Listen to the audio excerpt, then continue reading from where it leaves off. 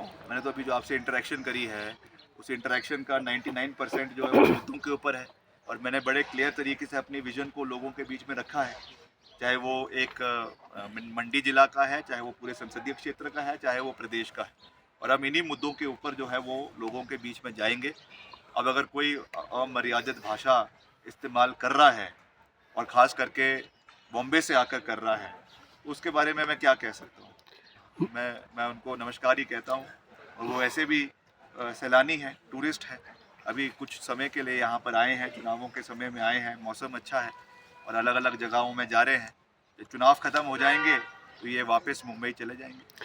मंडी संसदीय क्षेत्र में कांग्रेस के जो नेता थे, उनकी सरकार से अनदेखी को लेकर नाराज़गी थी, जैसा कि कांग्रेस प्रदेशाध्यक्ष ने भी पहले कहा था। तो उसको किस तरह से पाट रहे हैं? क्या हो गया है उनके साथ कि ये उनकी सब ठीक अनदेखी है, ना होगी? विक्रमादित्य सिंह मैदान में उतर गया है और सब लोगों का आशीर्वाद, सबका समर्थन, सबका प्यार लेकर हम आगे बढ़ रहे हैं। अगर कोई कमी पेशी भी रह गई होगी, तो उसको भी आने वाले समय में पूरा कर लिया जाएगा।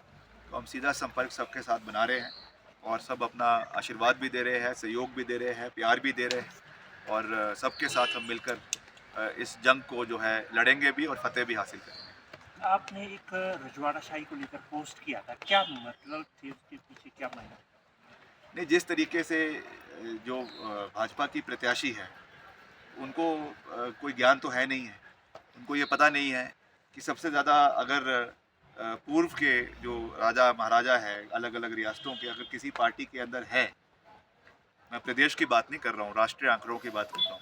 चाहे वो ग्वालियर है, चाहे वो उदयपुर है, चाहे वो जयपुर है, चाहे वो होलकर डायनेस्टी है, चाहे वो पटियाला के है, चाहे और जितने राज्य हैं, उनके सब जो पूर्व में रहे महाराजा और राजा, आज तो वो भारतीय जनता पार्टी में 99%। तो वो किस आंकड़ों की बात कर रही हैं और कहाँ जाकर हमारे घर में जाकर, रामपुर में जाकर, रामपुर बुशहर में जाकर रजवाड़ा शाही की बात कर रहे हैं, ये बहुत दुर्भाग्यपूर्ण है। मगर जैसा मैंने कहा कि मैं उनका बहुत मान सम्मान करता हूँ और वो हिमाचल का नाम उन्होंने बॉलीवुड जगत में रोशन ज़रूर किया है, उसमें कोई दो राय नहीं है। मगर उनको ना इतिहास के बारे में कोई जानकारी है, ना हिमाचल की भौगोलिक परिस्थिति के बारे में कोई जानकारी है, ना तर्क के बारे में उनको कुछ पता है, ना आंकड़ों के बारे में कुछ पता है। जो भी उनके स्क्रिप्ट राइटर उनको भाषण दे देते हैं, उसको जाकर वो मंच पे पढ़ लेते हैं और उसके आगे अगर कोई प्रश्न उनको पूछ ले, तो जवाब देना जो है वो मुश्किल हो जाता है। आज ननखड़ी में थी वो, तो उन्होंने वहाँ पर आरोप लगाया कि जिस टाइम आपदा आई थी तो उस टाइम मैं खुद जो है शूटिंग में व्यस्त थी, लेकिन विक्रमादित्य और प्रतिभा सिंह कहाँ थी? आज भी बोले सड़कों में मलबा वैसे के वैसे पड़ा है।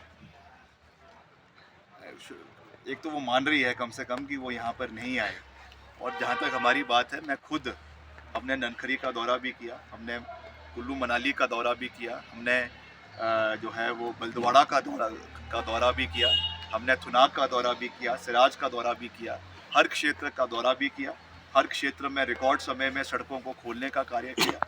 आप ही सब मीडिया वाले थे जिनको हम रोज़ ब्रीफिंग करते थे। एक समय में 4500 सड़कें प्रदेश के अंदर बंद पड़ी थी, उनको हमने रिकॉर्ड समय में खुलवाया और इतने समय से जो मशीनरी की कमी हिमाचल प्रदेश में हमारे विभाग के अंदर थी, 15 साल में सबसे बड़ी प्रिक्योरमेंट हुई है 15 साल के अंदर, जिसमें करीबन 35 करोड़ रुपए की लागत से 200 नई जेसीबी मशीनें हमने खरीदी, हर इलाके के अंदर भेजी, ताकि इस तरीके की कोई भी आपदा भविष्य में आती है तो हम पूरे तरीके से उसके लिए तैयार रहे। तो वही मैं कह रहा हूँ, जिसको कोई जानकारी नहीं है उससे बहस करने का फ़ायदा क्या है। इन टोटलिटी एक युवा नेता का एक महिला नेत्री के साथ मुकाबला किस तरह से देखते हैं आप? आसान है या मुश्किल है?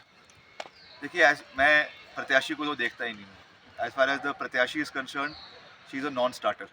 मगर चुनाव जो है वो भारतीय जनता पार्टी के खिलाफ है, चुनाव उनकी ऑर्गेनाइजेशन के खिलाफ है, चुनाव उनकी आइडियोलॉजी के खिलाफ है और चुनाव जो हिमाचल प्रदेश का खास करके आपदा के समय में जो तिरस्कार हिमाचल के लोगों का किया गया, विशेष सत्र विधानसभा का बुलाया गया, हमने निवेदन किया कि 12,000 करोड़ रुपए हिमाचल को दिए जाएं, जो हमारा अधिकार है।